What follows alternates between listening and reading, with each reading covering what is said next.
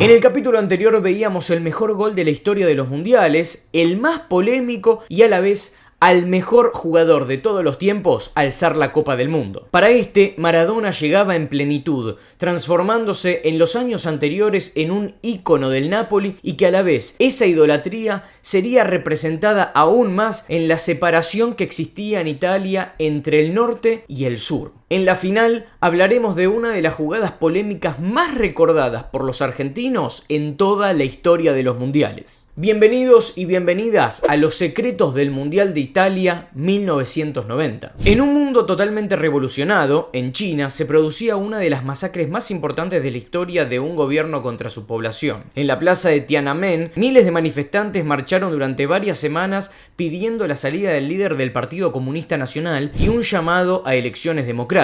En la madrugada del 4 de junio, el ejército fue enviado con tanques para dispersar a la multitud. Ese día, según números oficiales, murieron alrededor de 500 personas, 7.000 terminaron heridas y otras 10.000 fueron encarceladas, aunque investigaciones de distintas organizaciones de derechos humanos hablan de un número de hasta 5 veces mayor. En paralelo, en noviembre de 1989, luego de varios meses de reclamos, se liberó el paso entre las Alemanias a través del muro de Berlín y se iban a otorgar pases para ir de un lado a otro, y fue tanta la gente que quería cruzar que los militares a cargo no dieron abasto y sin más liberaron el paso. Y así fue como concluyó la Guerra Fría. Ese mismo año, Tim Berners-Lee tomó la idea de Ted Nelson que desarrolló en 1965 y le dio vida a la World Wide Web. Sí, en 1989 nacía Internet, una versión alejada a la que tenemos hoy en 2022, pero fue el inicio de la red de redes. Como es sabido, el mundial que se iba a desarrollar después de México fue electo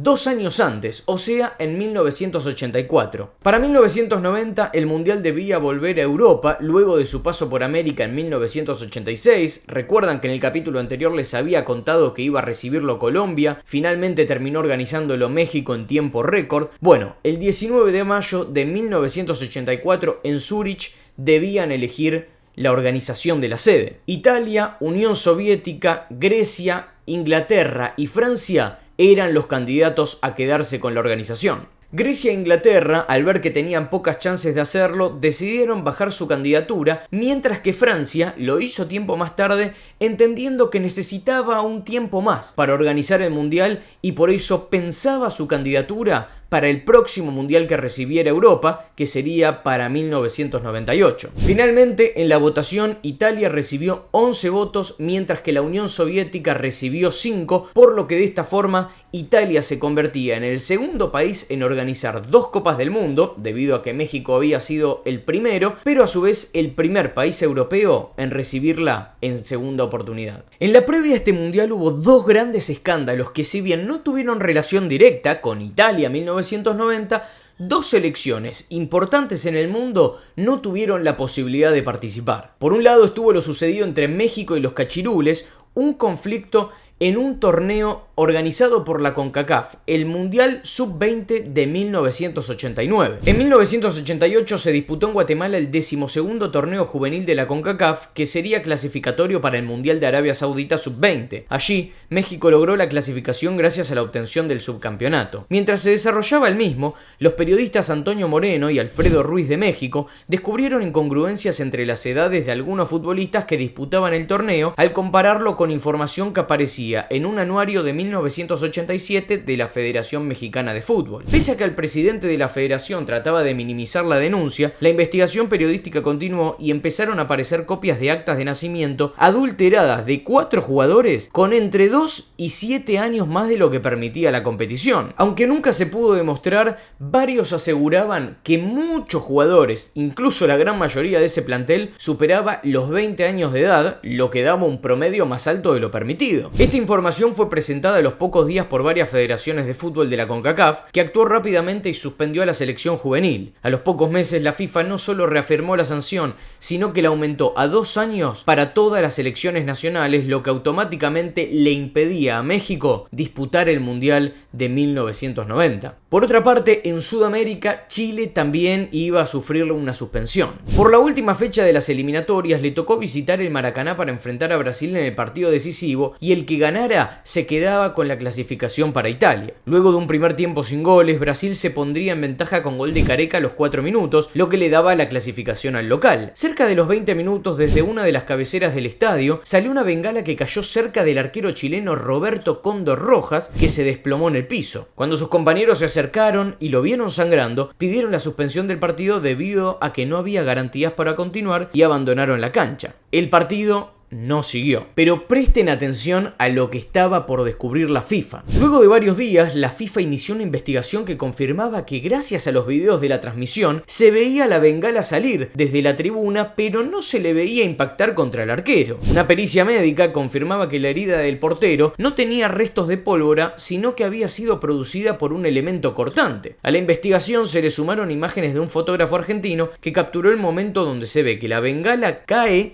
pero a más de 1 metro del arquero. A los pocos días, el guardameta reconoció que el corte se lo autoinfligió con una hoja de afeitar que guardaba en su guante, con la idea de suspender el partido y volver a disputarlo en un estadio neutral. Esto le significó una suspensión a perpetuidad al arquero, aunque en 2001 recibió una amnistía. El partido se le dio por ganado a Brasil, por lo que significó su clasificación para Italia 1990 y una suspensión para Chile, que no solo fue para el Mundial de Italia 90 porque se dio el partido ganado a Brasil, sino que a su vez no pudo participar de las eliminatorias para Estados Unidos 1994. Como venía sucediendo desde España 1982, serían 24 las selecciones que participaran y 3 de ellas para este mundial serían debutantes, como Irlanda, Costa Rica y los Emiratos Árabes Unidos. Además, serían los últimos mundiales de 2 selecciones, como Checoslovaquia y Unión Soviética, que luego se disolverían, así como también Alemania Federal se reunificaría en una sola Alemania. En el grupo A, Italia ganó los 3 partidos y no recibió goles frente a Austria, Estados Unidos y Checoslovaquia, que sumó 2 victorias y acompañó al local en los octavos de final. En el grupo B, Argentina sufrió, pero se metió por la ventana a octavos gracias a la victoria frente a Unión Soviética y acompañó a Camerún y Rumania. No te quedó muy claro que acompañó a 2, ¿no? Pero ahora en un ratito te voy a contar por qué clasificaron 3. En el grupo C, Brasil no tuvo mayores complicaciones y ganó sus 3 partidos frente a Suecia, Escocia y Costa Rica,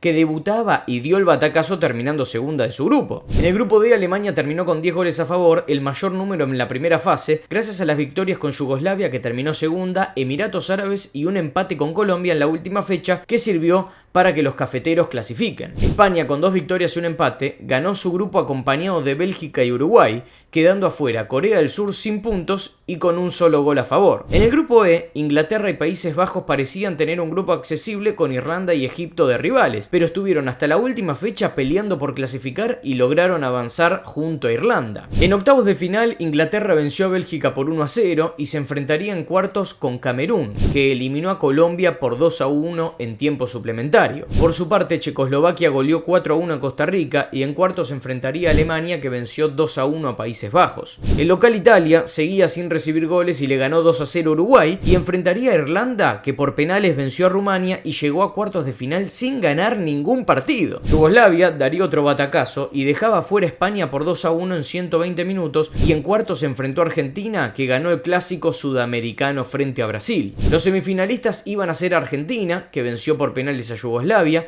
e Italia, que le ganó 1-0 a Irlanda. En la otra llave, Alemania venció por 1-0 a Checoslovaquia, mientras que Inglaterra estuvo a punto de ser eliminada por Camerún, pero en tiempo suplementario ganó por 3-2. Argentina llegó con algunas bajas a este Mundial de Italia 1990, como la de una de sus pilares de México 1986, como fue Jorge Valdano, que sería reemplazado por Claudio Paul Canigia por expreso pedido del 10, de Diego Armando Maradona a Carlos Salvador Vilardo, que volvía a ser el técnico de la selección argentina para este mundial, y que el entrenador quería llevar a Ramón Díaz y Maradona le dijo: si no va Canigia, yo tampoco voy. Es Ramón Díaz o Diego Armando Maradona. En el debut, la albiceleste se llevó la primera sorpresa cuando Camerún le ganó por 1-0 y se empezaba a ver cómo iban a marcar a Maradona en el Mundial, a las patadas.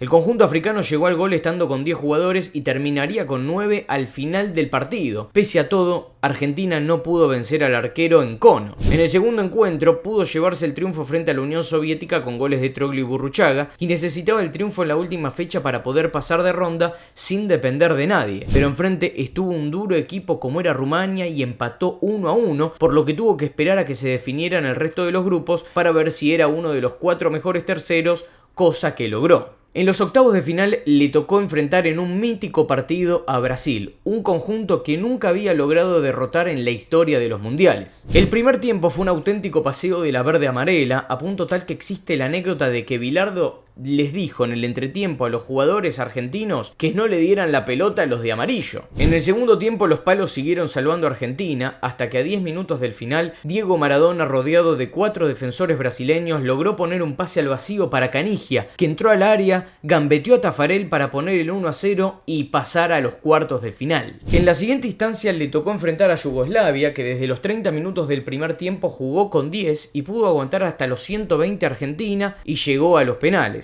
donde Maradona y Troglio erraron los mismos, pero la albiceleste pasaría gracias a la aparición del Goico, que tapó los últimos 2 penales. En las semifinales le tocó viajar a Roma para enfrentar al local, a Italia, y que desde el minuto 0 los tifosi, o sea los hinchas italianos, les hicieron a los jugadores argentinos sentir la presión de lo que iba a ser ese partido. A punto tal que una de las imágenes más recordadas es Maradona insultándolos mientras silban el himno argentino. En un primer tiempo complicado, Italia se fue 1-0 al entretiempo con gol de Salvatore Schillaci, que venía siendo una de las figuras de la Azzurra. En el complemento, Argentina no solo llegaría al gol, sino que cortaría una racha de 517 minutos que tenía Walter Senga, arquero italiano, sin recibir goles en el Mundial, un récord que hasta hoy nadie pudo lograr. Como contra Brasil, Claudio Paul Canigia convirtió y el encuentro terminaría en los penales, donde Sergio Goicoechea volvía a ser la figura atajando 2 penales y poniendo a Argentina otra vez en la final,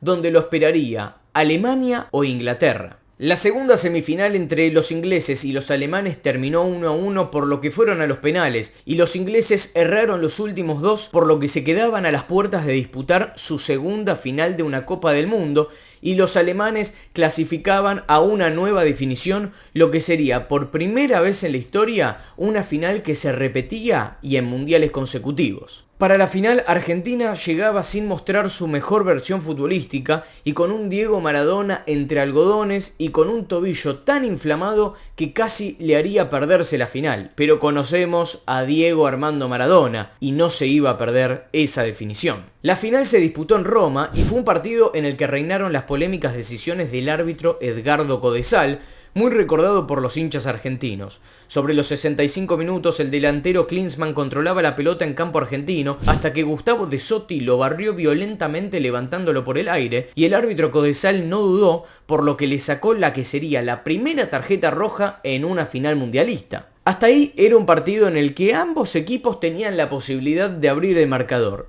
pero pronto llegarían las polémicas. A los 78 minutos, cuando Gabriel Calderón ingresó al área alemana, Lothar Matthaus le arrastró el pie y el árbitro ignoró dicha infracción, aduciendo que no había intención y que era el criterio el que marcaba el reglamento en ese momento. A 5 minutos del final, cuando parecía que todo terminaría en alargue, Matthaus habilita a Rudi Feller, que entra al área y cuando ve que Sensini va al piso, se tira, jugada que el árbitro sanciona con tiro desde los 12 pasos, una jugada que al día de hoy muchos discuten que no debía ser cobrada. La confianza de los hinchas estaba puesta en Goicoechea, que había atajado 4 penales en los últimos 2 partidos, pero pese a adivinar la intención de Andrea Brehme, no alcanzó la pelota. Alemania se tomaba revancha y levantaba su tercera Copa del Mundo, manteniendo la racha de selecciones europeas campeonas en el viejo continente, y así concluía el mundial con menor promedio de gol de la historia y uno de los menos vistosos en el juego, donde reinó la especulación y el juego defensivo justamente en la tierra del catenacho. El goleador del torneo con 6 tantos fue Salvatore Schillaci, que fue de menor a mayor a lo largo del torneo, llevando a Italia a quedar en el podio del campeonato. También se llevaría el trofeo como el mejor jugador, que estuvo más parejo con otros 2 grandes desempeños, como el de Roger Milla de Camerún y el del alemán Lothar Matthaus. En el próximo capítulo de Los secretos de los mundiales veremos a un país organizador que el fútbol no era un deporte tan popular y a un Diego Armando Maradona en sus últimas funciones en una Copa del Mundo porque le cortarían las piernas. Eso lo veremos en Los secretos del Mundial de Estados Unidos 1994.